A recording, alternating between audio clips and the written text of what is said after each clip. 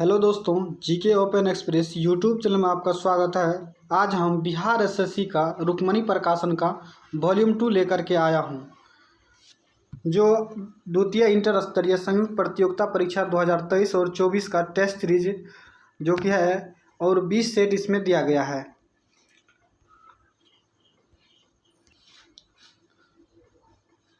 आज आप लोगों को सेट नंबर 2 करवाया जाएगा। अगर आप लोगों इस चैनल पर नए हैं तो चैनल को सब्सक्राइब एंड लाइक ज़रूर कीजिए और दोस्तों के साथ शेयर ज़रूर कीजिए।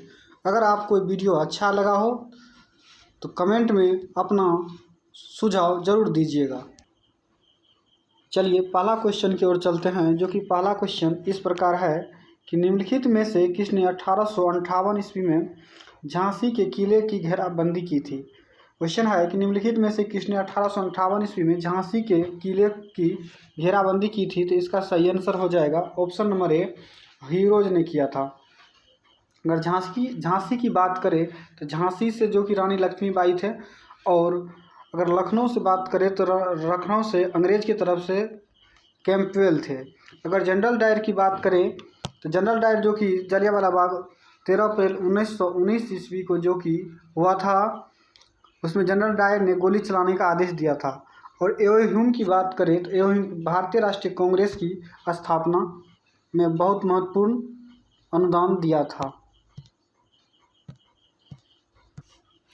चलिए अगला क्वेश्चन है कि हाल ही में किसने 2023 का UNSCR नौसेना शरणार्थी पुरस्कार जीता है। तो इसका सही आंसर हो जाएगा ऑप्शन नंबर सी, अब्दुल्लाही मायर ने जीता है। चलिए अगला क्वेश्चन को देखते हैं। अगला क्वेश्चन है कि हाल ही में विधानसभा चुनाव में नवनिर्वाचित मुख्यमंत्री का सुमेलित क्रम कौन सा है। दोस्तों अगर इस बात करें तो विधानसभा चुनाव जो हुआ है नवनिर्वाचित मुख्यमंत्री के बारे में दिया गया है। इसका सही आंसर हो जाएगा option number D, Shri Lal दुहोमा, जो कि मिजोरम के मुख्यमंत्री है। अगर दोस्तों ऑप्शन नंबर ए की बात करें तो अनुमुला रेवत रेड्डी जो है यह तेलंगाना के मुख्यमंत्री हैं। कहाँ की है? तेलंगाना की। अगर विष्णुदेव की बात करें तो यह छत्तीसगढ़ की मुख्यमंत्री है, और मोहन यादव की बात करें तो यह मध्य प्रदेश की मुख्यमंत्री है। चलिए अगला क्वेश्चन को देखते हैं। अगला क्वेश्चन है कि बर्मा ब्रिटिश भारत से कब अलग हुआ था। बर्मा ब्रिटिश भारत से जो है ना 1935 में अलग हुआ था, जो कि इसका सही आंसर ऑप्शन नंबर सी हो जाएगा। चलिए अगला क्वेश्चन है कि भारत के साथ सबसे कम स्थलीय सीमा बांटता है कौन। भारत के साथ सबसे कम स्थलीय सीमा बांटता है दोस्तों, अगर ऑप्शन के हिसाब से हो जाएगा ऑप्शन नंबर डी, जो कि म्यांमार हो जाएगा इसका सही आंसर। अगर बात करें म्यांमार की तो भारत के साथ जो है ना 1643 जो है ना किलोमीटर जो है ना भारत के साथ बाउंड्री साझा करता है। अगर बांग्लादेश की बात करें तो 4000 जो है ना 96.7 किलोमीटर बाउंड्री साझा करता है। अगर चीन की बात करें तो 3488 किलोमीटर जो है ना यह भारत के साथ बाउंड्री साझा करता है। अगर पाकिस्तान की बात करें तो 3323 किलोमीटर यह भारत के साथ बाउंड्री साझा करता है। चलिए अगला क्वेश्चन को देखते हैं। अगला क्वेश्चन है कि उत्तर कोरिया तथा दक्षिण कोरिया के बीच सीमा रेखा क्या कहते हैं। उत्तर कोरिया तथा दक्षिण कोरिया के बीच सीमा रेखा को क्या कहते हैं। इसका सही आंसर हो जाएगा ऑप्शन नंबर सी, 38वीं समांतर रेखा कहते हैं। अगर दोस्तों ऑप्शन नंबर ए की बात करें तो रेड क्लिफ रेखा भारत और पाकिस्तान के बीच है। अगर 49वीं समांतर रेखा की बात करें तो यह USA और कनाडा के बीच है। अगर 17वीं समांतर रेखा की बात करें तो उत्तरी वियतनाम और दक्षिणी वियतनाम की रेखा को विभाजित करता है। चलिए अगला क्वेश्चन है कि न्यू डेवलपमेंट बैंक का मुख्यालय कहाँ है। तो न्यू डेवलपमेंट का मुख्यालय दोस्तों इसका सही आंसर हो जाएगा ऑप्शन नंबर ए, शंघाई में है। चलिए अगला क्वेश्चन है कि पहला जनजातीय खेल महोत्सव का आयोजन कहाँ किया गया है। क्वेश्चन है कि पहला जनजातीय खेल महोत्सव का आयोजन कहाँ किया गया है। दोस्तों इसका सही आंसर हो जाएगा ऑप्शन नंबर ए, जो कि भुवनेश्वर में किया गया है। 9 नंबर का क्वेश्चन है कि कालिदास सम्मान पुरस्कार प्रारंभ किया है। कालिदास सम्मान पुरस्कार किस राज्य के द्वारा किया गया है। तो दोस्तों इसका सही आंसर हो जाएगा ऑप्शन नंबर सी, मध्य प्रदेश के द्वारा कालिदास सम्मान पुरस्कार। कि अगर कालिदास की बात करें दोस्तों तो कालिदास जो कि गुप्त वंश से संबंधित था। चलिए दोस्तों अगला क्वेश्चन है कि राष्ट्रीय हरित हाइड्रोजन मिशन के कार्यान्वयन के 7 वर्ष 2030 तक भारत की हरित हाइड्रोजन उत्पादन क्षमता कम से कम डैश प्रतिशत तक प्रति वर्ष तक पहुंचने की संभावना है। तो दोस्तों इसका सही आंसर हो जाएगा ऑप्शन नंबर ए 5 MMT हो जाएगा। चलिए अगला क्वेश्चन है कि मालगुडी डेज के रचनाकार कौन है। दोस्तों मालगुडी डेज के रचनाकार की बात करें तो इसका सही आंसर हो जाएगा option number A RK Narayan. दोस्तों अगर RK नारायण की कुछ और अन्य मध्य पुस्तकों की बात करें तो जो कि स्वामी और उनके दोस्त हैं the dark room, the guide, Malgudi का आदमखोर, द इंग्लिश टीचर जो यह RK नारायण की महत्वपूर्ण पुस्तक है। चलिए दोस्तों अगला क्वेश्चन है कि फिजी देश की राजधानी कौन सी है। फिजी देश की राजधानी की बात की जाए तो दोस्तों इसका सही आंसर हो जाएगा ऑप्शन नंबर ए सुवा हो जाएगी। फिजी देश की राजधानी क्या हो जाएगी तो सुवा हो जाएगी। अगर दोस्तों किंगस्टन की बात करें तो यह सेंट विसेंट की राजधानी, किंगस्टन की बात करें तो यह सेंट विसेंट की राजधानी हो जाएगा। अगर पोर्ट लुइस की बात करें दोस्तों तो यह मॉरिशस की राजधानी, कहाँ की राजधानी है तो मॉरिशस की राजधानी है पोर्ट लुइस। चलिए दोस्तों जो कि सूरीनाम की बात की जाए तो सूरीनाम की राजधानी पारामारिबो है। सूरीनाम की राजधानी क्या हो जाएगी, सूरीनाम की राजधानी पारामारिबो हो जाएगी। चलिए अगला क्वेश्चन है, अगला क्वेश्चन है दिनार किस देश की मुद्रा है। दिनार की बात की जाए तो यह इराक की मुद्रा है। दिनार किस देश की मुद्रा है तो दिनार जो है ना इराक की मुद्रा है। चीन की बात करें तो रेनमिनमी जो कि रेनमिनमी चीन की मुद्रा है। अगर ईरान की बात की जाए तो ईरान की मुद्रा जो है रियाल है। ईरान की मुद्रा क्या है तो दोस्तों रियाल हो जाएगा। इंडोनेशिया की बात करें तो दोस्तों इंडोनेशिया की मुद्रा हो जाएगा रुपया। क्या हो जाएगा, इंडोनेशिया की मुद्रा हो जाएगा रुपया। चलिए अगला क्वेश्चन को देखते हैं। अगला क्वेश्चन है कि साइना नेहवाल किस खेल से जुड़ी है। साइना नेहवाल दोस्तों हो जाएगा यह बैडमिंटन खेल से जुड़ी हो जाएगा। ऑप्शन नंबर सी जो कि इसका राइट आंसर हो जाएगा। अगला क्वेश्चन है कि दिल्ली के राजपथ का नया नाम क्या हो गया है। दिल्ली का नया राजपथ हो गया कर्तव्य पथ। कर्तव्य पथ की बात की जाए तो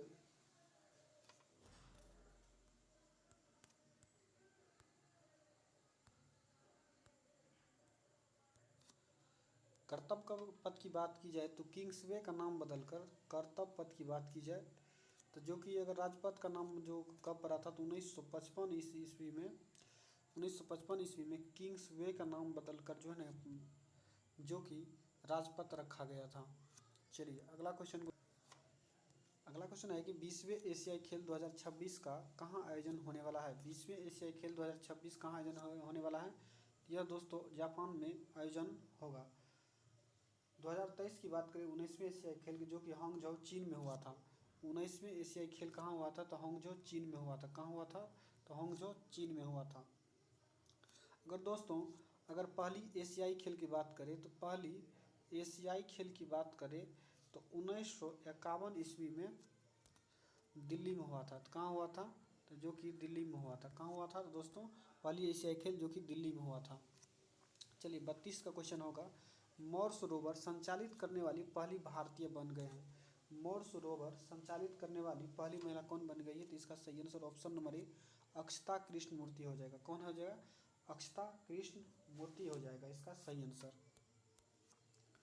चलिए दोस्तों अगला क्वेश्चन को देखते हैं। अगला क्वेश्चन है कि भारत के 84वें ग्रैंड मास्टर कौन बने हैं।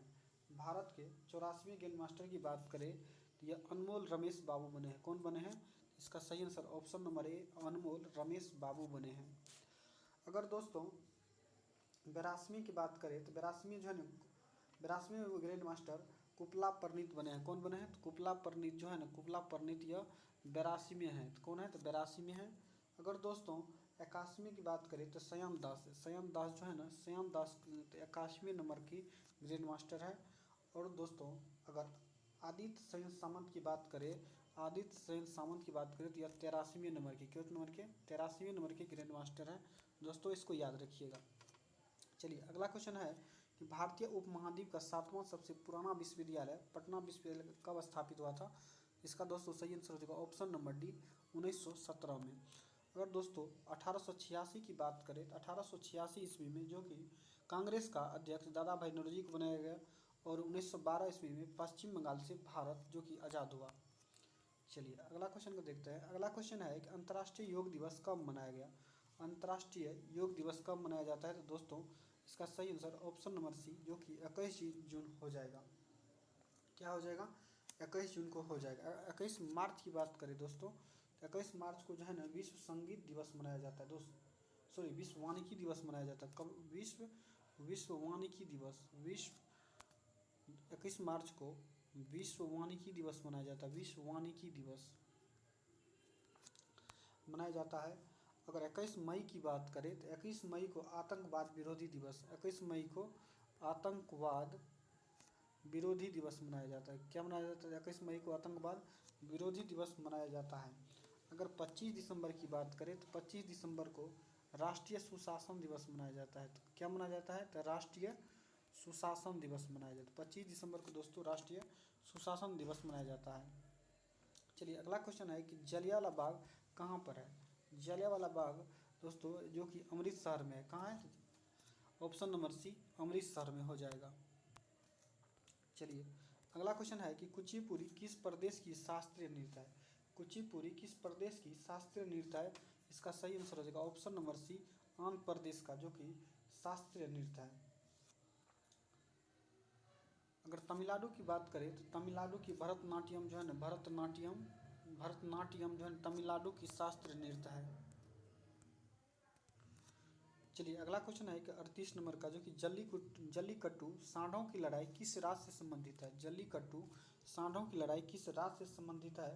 तो दोस्तों इसका सही आंसर हो जाएगा, ऑप्शन नंबर डी, तमिलनाडु से संबंधित है। किस राज्य से संबंधित है? तमिलनाडु से संबंधित है। चलिए अगला क्वेश्चन को देखते हैं। अगला क्वेश्चन है कि मानचित्र में समुद्र की समान गहराई को जोड़ने वाली रेखाओं को क्या कहते हैं? मानचित्र में समुद्र की दोस्तों क्वेश्चन है कि मानचित्र में समुद्र की समान गहराइयों को जोड़ने वाली रेखा को ऑप्शन नंबर सी हो जाएगा, जो कि आइसोबात कहते हैं। क्या कहते हैं? तो आइसोबात कहते हैं। इसका सही आंसर हो जाएगा। चलिए 40 का क्वेश्चन हो जाएगा, यह एक ठंडी और शुष्क वायु है। क्वेश्चन है कि यह एक ठंडी और शुष्क वायु है, तो इसका सही आंसर हो जाएगा ऑप्शन नंबर सी, बोरा जो है ना यह ठंडी और शुष्क वायु है। अगर दोस्तों हरिकेन की बात करें तो यह एक चक्रवात है। हरिकेन क्या है? एक चक्रवात है। टोर्नेडो एक तो तूफान है। साइक्लोन जो है ना एक चक्रवात है।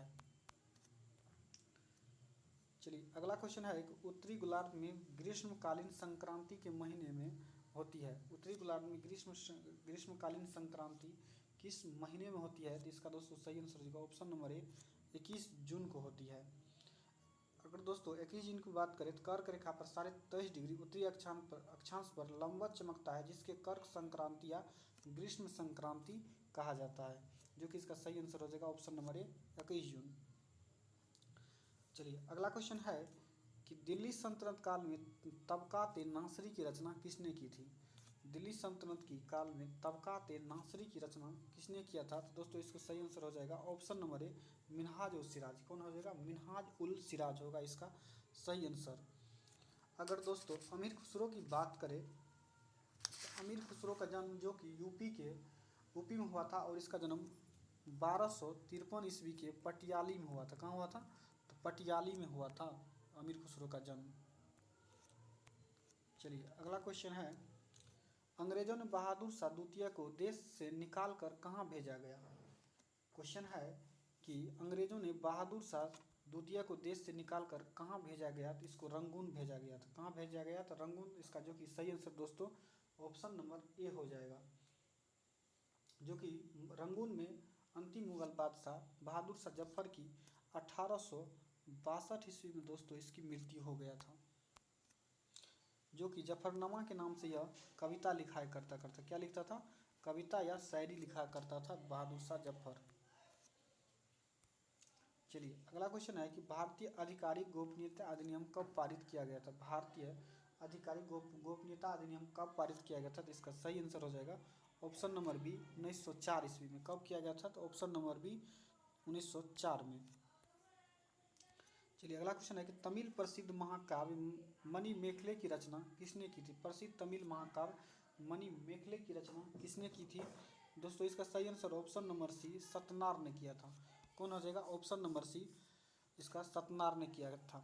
दोस्तों इस वीडियो में आप लोगों को जो कि रुक्मिणी प्रकाशन का बुक करवाया जा रहा है, जो कि इसमें आप लोगों को ओनली जीके जीएस करवाया जाएगा। अगर मैथ कराएंगे दोस्तों तो इस मैथ रीजनिंग कराने से वीडियो लंबा हो जाएगा।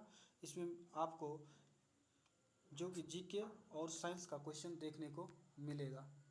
चलिए अगला क्वेश्चन की ओर चलते हैं।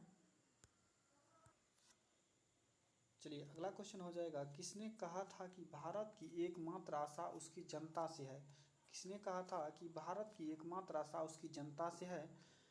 इसका सही आंसर हो जाएगा दोस्तों ऑप्शन नंबर सी, स्वामी विवेकानंद। किसने कहा था?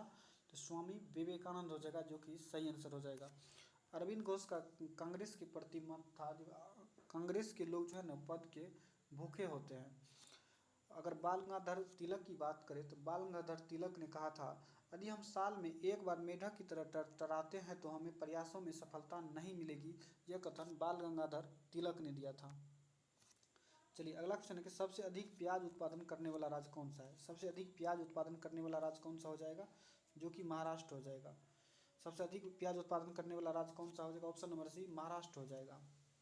अगर पश्चिम बंगाल की बात करें तो पश्चिम बंगाल में सबसे ज़्यादा चावल उत्पादन होता है। बिहार की बात करें तो सबसे बिहार में उत्पादन होने वाला लीची क्या है? तो लीची जो कि मुजफ्फरपुर में भारत की सबसे ज़्यादा उत्पादन होता है।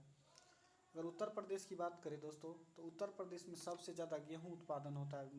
भारत में क्या होता है? तो गेहूं सबसे ज़्यादा उत्पादन होता है कहाँ? तो यूपी में।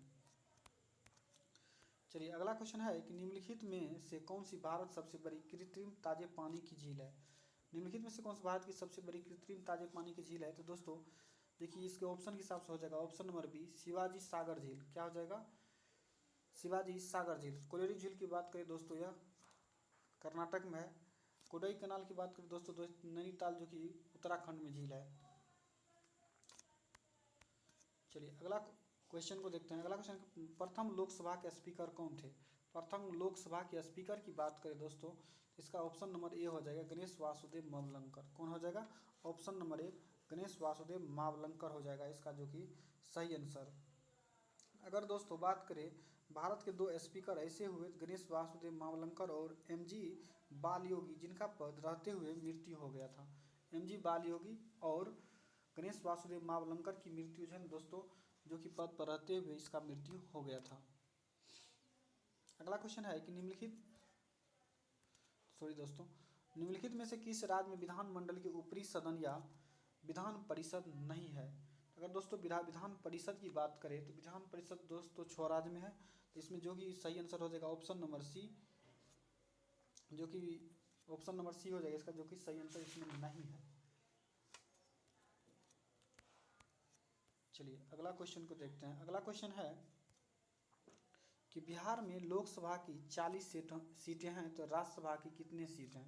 बिहार में अगर लोकसभा की सीट 40 है तो राज्यसभा की सीट कितनी है? तो राज्यसभा की सीट की बात करें तो दोस्तों ऑप्शन नंबर डी जो कि सही आंसर 16 हो जाएगा। अगर बिहार की बात करें तो बिहार में विधान परिषद की कितना होगा? विधान परिषद कितना हो जाएगा? 75 सीटें। बिहार विधान परिषद में कितने विधान सभा की बात करें तो दोस्तों जो कि 243 हो जाएगा। कितना हो जाएगा? 243। अगर सबसे ज़्यादा विधान परिषद की बात करें तो उसका सही आंसर हो जाएगा यूपी हो जाएगा। अगर दोस्तों अगर बात करें सबसे ज़्यादा लोकसभा की अधिकतम सीट जो यूपी में जो कि कितना है? तो जो कि 80 है। कितना है? तो 80 है। चलिए अगला क्वेश्चन है 67 नंबर, भारतीय संविधान में राष्ट्रपति चुनाव पद्धति का स्रोत किस देश की संविधान से है?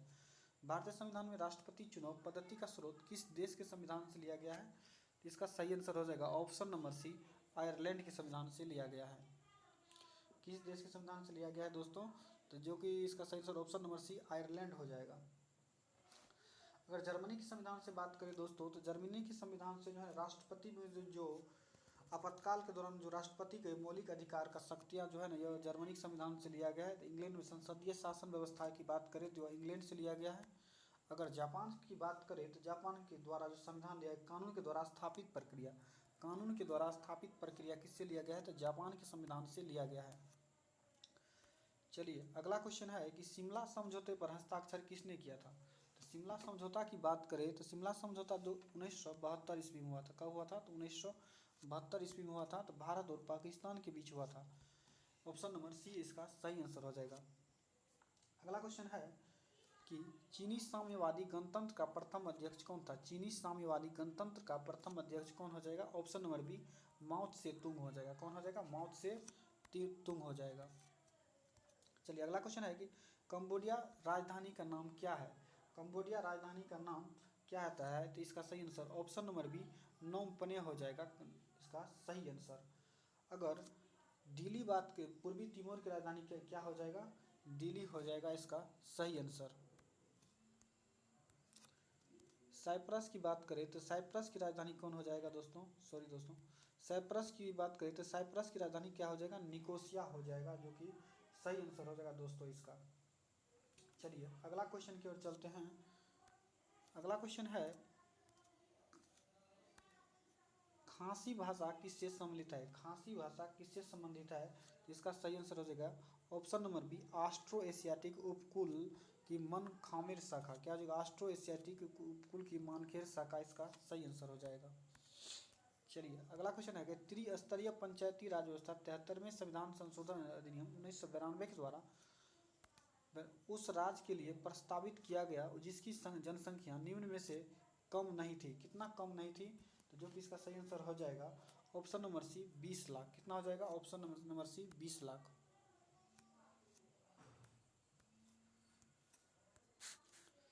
अगला क्वेश्चन है दोस्तों पंचायती राज संस्थाओं में महिलाओं के लिए आरक्षित स्थानों की सीटें के संदर्भ में निम्नलिखित में से कौन सा कथन सही है।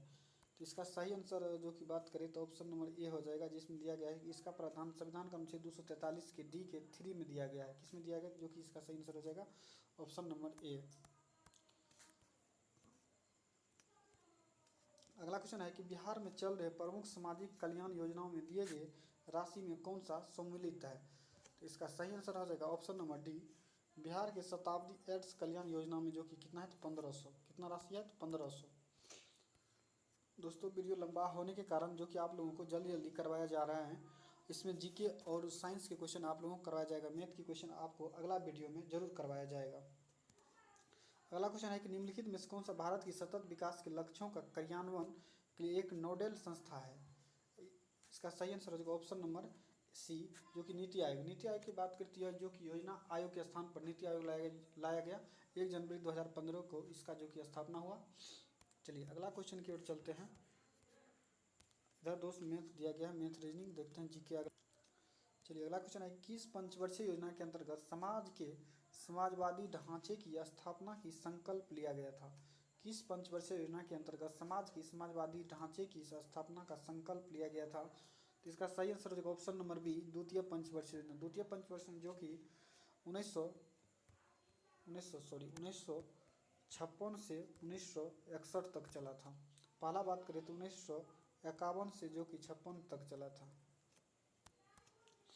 चलिए अगला क्वेश्चन है कि भारत के संविधान की 7वीं अनुसूची में संघ सूची में निम्नलिखित में से कौन सा विषय सूचीबद्ध नहीं है। भारत के संविधान में 7वीं अनुसूची में संघ सूची में निम्नलिखित में से कौन सा विषय सूचीबद्ध नहीं है। तो अगर बात की जाए तो रेलवे, बीमा निगम कर, ये सब है, जो कि ऑप्शन नंबर बी नहीं है। क्या हो जाएगा इसका सही आंसर। ऑप्शन नंबर बी इसका सही आंसर हो जाएगा। अगला क्वेश्चन है ग्राम पंचायत कौन सा कर नहीं लगा सकता है। ग्राम पंचायत जो है कौन सा कर नहीं लगा सकता है। यह जल कर और प्रकाश शुल्क कर और स्वच्छता कर लगा सकता है। इसका सही आंसर ऑप्शन नंबर ए कृषि कर नहीं लगा सकता है।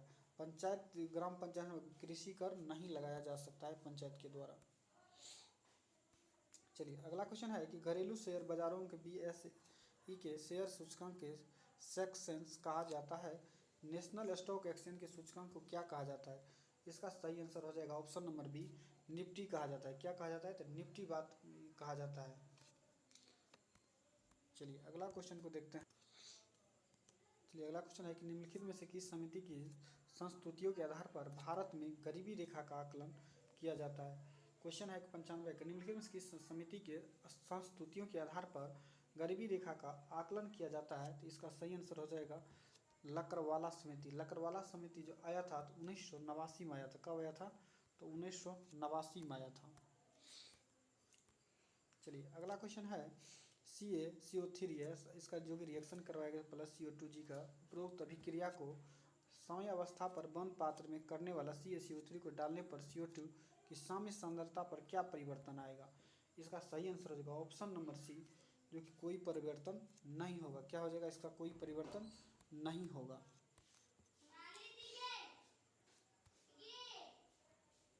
चलिए अगला क्वेश्चन है कि किस उत्तल लेंस के दर्शाए अनुसार आपतित प्रकाश की किरण के लिए निम्न आरेखों में कौन सा सही है? चलिए अगला इसको देखते हैं थोड़ा स्क्रॉल करके। इसका सही आंसर हो जाएगा दोस्तों, इसका सही आंसर हो जाएगा ऑप्शन नंबर ए। इसका चित्र ए दिया गया, चित्र ए जो कि ये रहा आपके सामने। चलिए अगला क्वेश्चन है कि अल्बर्ट आइंस्टीन थे किस क्षेत्र में प्रसिद्ध थे? अल्बर्ट आइंस्टीन जो है किस क्षेत्र में प्रसिद्ध थे? तो अल्बर्ट आइंस्टीन दोस्तों इसका सही आंसर हो जाएगा ऑप्शन नंबर सी, यह भौतिक शास्त्री थे। क्यों थे? तो भौतिक शास्त्री थे। अल्बर्ट आइंस्टीन क्या थे? तो एक भौतिक शास्त्री थे। अगला क्वेश्चन, गंगा नदी के BOD सर्वाधिक मात्रा में पाई जाती है। गंगा नदी में BOD सर्वाधिक मात्रा में पाई जाती है। तो BOD की बात करें तो BOD जो है ना, यह एक जल प्रदूषित होता है। BOD की जल की प्रदूषण बढ़ने पर जो BOD का प्रयोग किया जाता है। तो इसका सही आंसर हो जाएगा ऑप्शन नंबर डी, पटना एवं उलबेरिया के मध्य। पटना एवं उलबेरिया के मध्य जो है ना, इसका उपयोग किया जाता है। दोस्तों ये सब जो कि रीडिंग दिया गया है। चलिए देखते हैं जीके। अगला क्वेश्चन है कि प्रकाश के छोटे कणों से मिलकर बना है, इसे क्या कहते हैं? प्रकाश जो है छोटे कणों से मिलकर बने हैं, तो इसे क्या कहते हैं? तो दोस्तों इसको जो है ना कणिका कहते हैं। क्या कहते हैं इसको? कणिका कहते हैं। इसका सही आंसर ऑप्शन नंबर सी हो जाएगा, इसका कणिका कहते हैं। टॉर्चों और सर्च लाइटों तथा वाहनों की हेडलाइट में बल्ब कहाँ लगाया होता है? कहाँ लगा होता है? चलिए इसको देखते हैं थोड़ा जूम करके। क्वेश्चन है कि टॉर्चों, सर्च लाइट तथा वाहनों की हेडलाइट में बल्ब कहाँ लगा होता है? तो इसको ऑप्शन पढ़ते हैं। परावर्तक के ध्रुव के एवं फोकस के बीच, परावर्तक के फोकस के अत्यधिक निकट लगता है। क्योंकि इसका जब भी सही आंसर हो जाएगा ऑप्शन नंबर बी, इसका सही आंसर हो जाएगा। दोस्तों आप लोगों को जो कि जल्दी जल्दी करवाया जा रहा है, जो कि वीडियो लंबा हो जाएगा, आप लोग इसको जरूर देखते जाइएगा। 103 का क्वेश्चन, ग्लिसरॉल का IUPAC नंबर क्या होता है? ग्लिसरॉल का IUPAC नंबर क्या होता है? तो इसका सही आंसर हो जाएगा ऑप्शन नंबर बी, प्रोपेन 123 ट्राइऑल होता है। चलिए अगला क्वेश्चन है कि प्रत्येक ALU के एक समय में कितने बीट डाटा को डिकोड करती है? प्रत्येक ALU के एक समय में कितने बीट डाटा को डिकोड करती है? तो इसका सही आंसर हो जाएगा दोस्तों, जो कि इसका सही आंसर है 32 बीट। कितना हो जाएगा? 32 बीट इसका सही आंसर हो जाएगा। चलिए अगला क्वेश्चन है कि ऑस्ट्रिया वैज्ञानिक क्रिश्चियन डॉपलर के द्वारा डॉपलर प्रभाव, क्या तो डॉपलर प्रभाव की खोज किस वर्ष में की गई थी, जो एक पर्यवेक्षक के संदर्भ में एक गतिमान स्रोत के द्वारा उत्पन्न किसी भी प्रकार की ध्वनि या प्रकाश तरंग की आवृत्ति में परिवर्तन का वर्णन करता है? तो इसका सही आंसर हो जाएगा ऑप्शन नंबर ए, जो कि 1842 में। कितना में? 1842 में।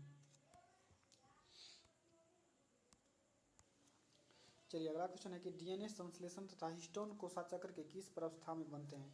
DNA संश्लेषण तथा हिस्टोन कोशाचक्र किस प्रावस्था में बनते हैं? तो इसका सही आंसर हो जाएगा ऑप्शन नंबर सी, जो कि S स्टेज में बनता है। किस स्टेज में बनता है? S स्टेज में बनता है। 122 का क्वेश्चन है कि सही कथन की पहचान कीजिए। सही कथन का पहचान कीजिए। क्वेश्चन है एक सही कथन की पहचान कीजिए।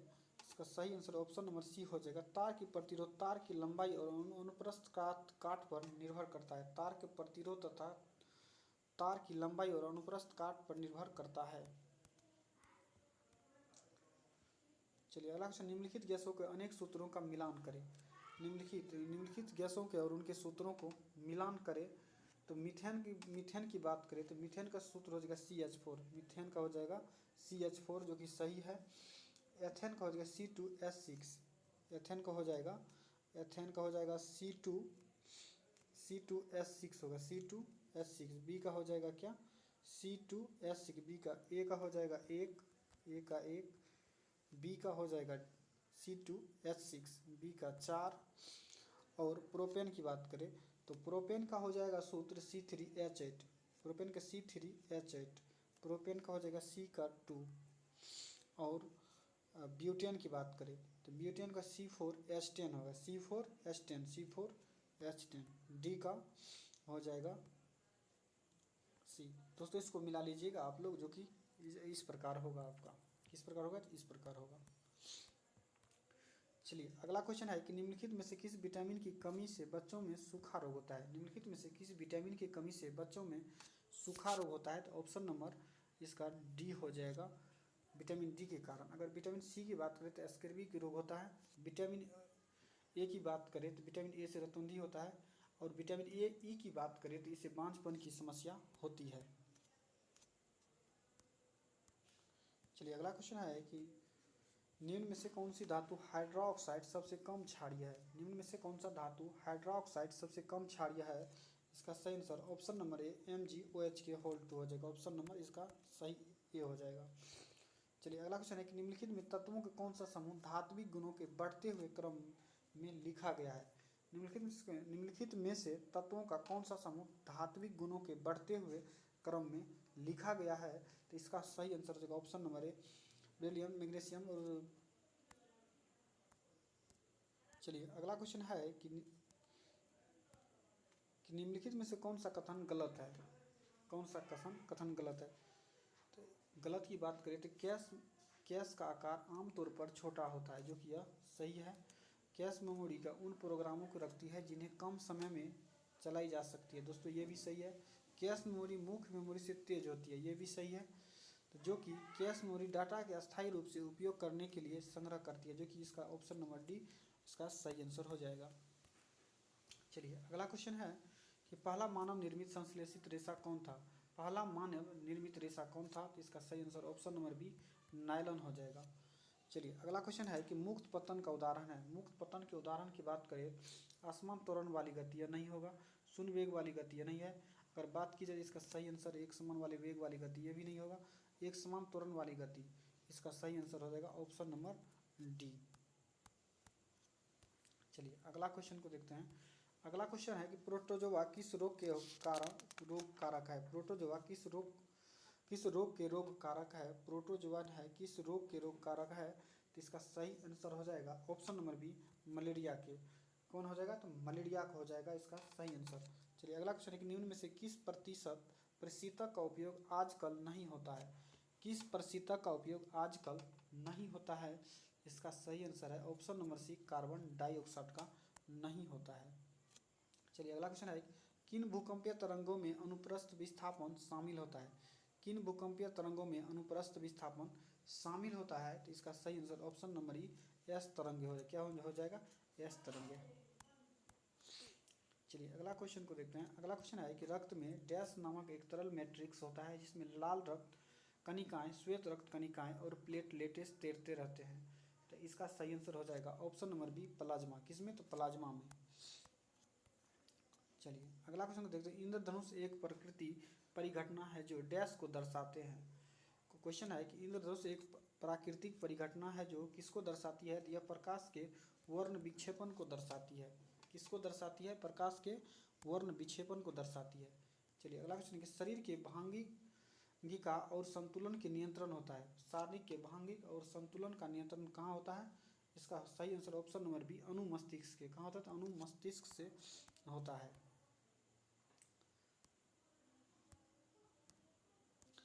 दोस्तों अब इधर जो है रीजनिंग का क्वेश्चन दिया गया है, जो कि आप लोगों को इसमें जीके और जीएस का दोनों क्वेश्चन करवाया गया है।